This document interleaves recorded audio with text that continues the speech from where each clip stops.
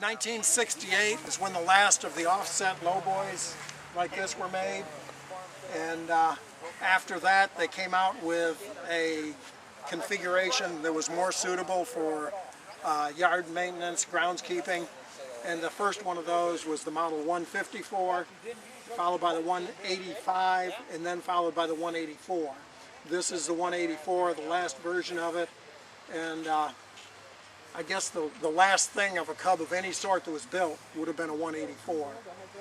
Basically, you've got Cub engine, Cub transmission, Cub lowboy final drives, but then configured into something that had a full-length steel frame and was set up for mainly for mowing.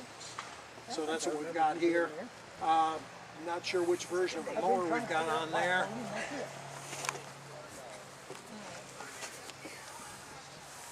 If I cheated, I could probably read the name plate, but that is, as you can see, it's a wider mower. It's a 3-blade mower and probably hits about 60 inches of width, as opposed to the 42 inches that were on the woods mowers that we were looking at earlier. These also could be configured with a 42-inch mower. The first mower that IH came out with for these was a 42-inch, and then they had a 60-inch that came along, I think slightly later, not at the same time. But that's kind of what the story is on that. This particular tractor has got the high flotation tires on it, which was an option. The standard tires would have been the same size that these earlier Cub lowboys had. So that's a fairly well-equipped tractor the way that one stands. Also C60 engine with 18 horses, which I think is the only C60 with 18 horsepower. One of the things about horsepower is that it's somewhat of a liar's contest, and on the Farmall Cub, which of course most of us have heard the 7 and 8 horsepower ratings quoted, was actually as tested by University of Nebraska, and it was actually a measurement of horsepower at the drawbar. And so you've got that kind of horsepower. They also measured drawbar or power takeoff or belt pulley horsepower, which is going to be a larger number because you're not moving the tractor. So you've got more there to begin with. So there was a higher figure for that, which I think on the original Cubs, I think they had around 11. It also had to be configured in operating condition. In other words, like I was talking about when they went out and demonstrated the tractor and they had all the normal stuff on it, that power takeoff horsepower was measured with all the normal stuff on it. Air cleaners, fans, water pump if there had been one, which of course the Cub didn't have, and so on. So it had to be in field-ready configuration. The Society of Automotive Engineers, SAE, had ways of measuring horsepower. For a long time, what they published was SAE gross horsepower, which was a bare engine with nothing on it. No water pump, no generator, no exhaust system, and so on, which got you an inflated number.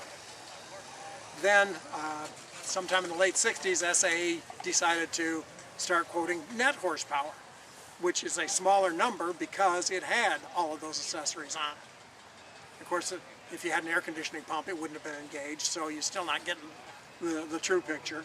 But that's a different measure yet. There's another standard organization, and that is the people that are the Association of Lawn and Groundskeeping Equipment, and I forget what their name is, but they have their own method of measuring horsepower. Their method is essentially like the SAE grows.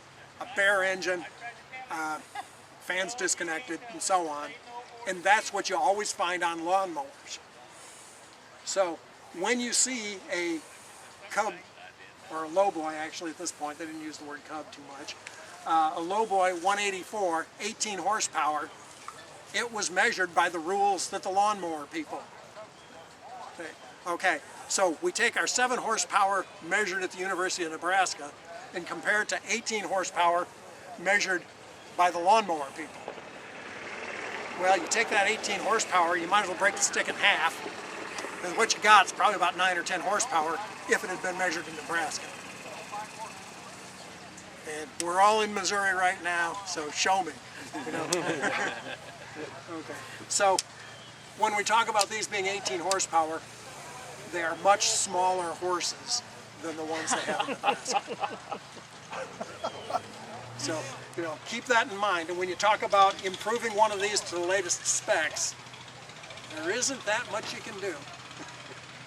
Was either one of these better than the other two? That's the best of the bunch. Except you can't find parts for it like you can for that. That's true too. One of the things they did with the 154 when it came out was they took a lesson from the Cub Cadets on the starter. They used the combined generator starter, and so the starter ran off the belt, off the generator. They had a clutch that was mounted at the back of the drive shaft, right at the front of the transmission. And it was not a very heavy-duty clutch. And the PTO, which was nominally a live PTO because it was belt-driven directly off the engine, didn't go through the main drive clutch, so it was independent, but it was a mechanical clutch. It was a multi-disc clutch, and you grabbed this lever and pulled it up to engage it, and it slammed together. By the time they built the 184, they'd started putting a real starter on them. They had made some improvements to the main drive clutch, and they used an electric clutch for the PTO. Those three things were all valuable improvements, in my opinion. And so that's why I say that of those three models, this is the best of the bunch. So the electric on the PTO was simply the clutch engagement? Yes. Yeah. The electric clutch, much like what you see on many lawn and garden machines nowadays. Some farm machinery uses it for engaging augers and things like that as well. But it's, you know, one of those toroid type coils to pull in the clutch.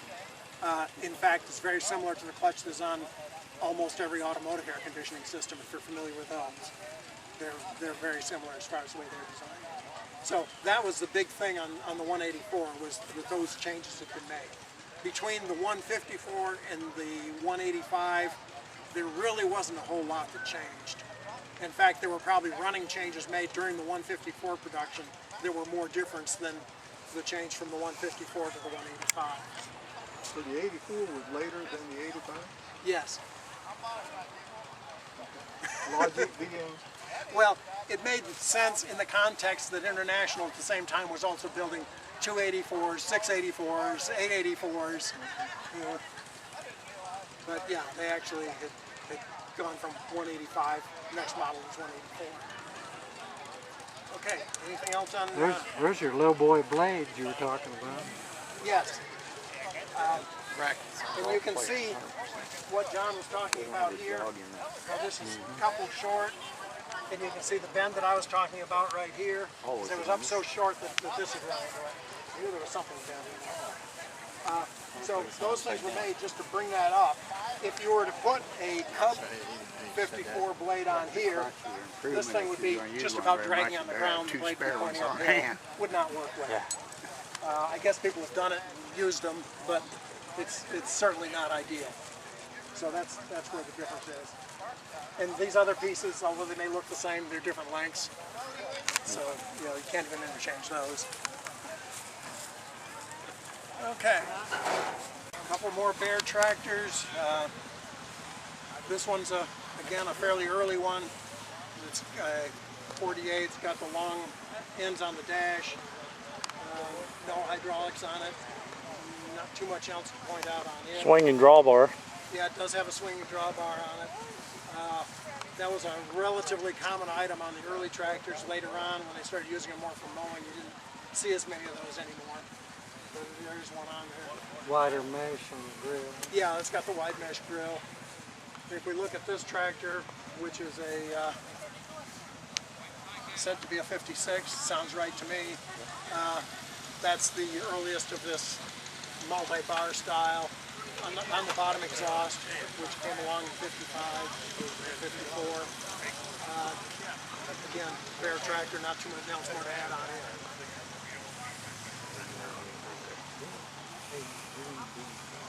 Yeah. Any other questions on that?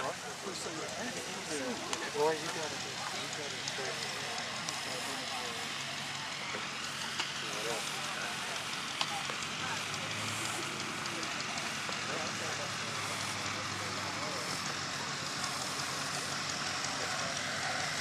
Okay, here, the rest of this row is Cub Cadets. Again, I'm not going to try to answer questions on them. We've got a pretty good variety of the Brindley equipment that was available over here on this display. We've got a Cub Cadet expert sitting there, and another one sitting over there. They're both wearing red shirts instead of yellow. I don't know why that is, but if you got any questions you want to ask on those or find out anything more about Cub Cadets, I'm sure either of those guys would be happy to answer questions. Other than that, unless somebody knows of something that we missed on the way around they want to ask about, I think that pretty well covers what I had to say. Thanks, Jim. Okay, thank you.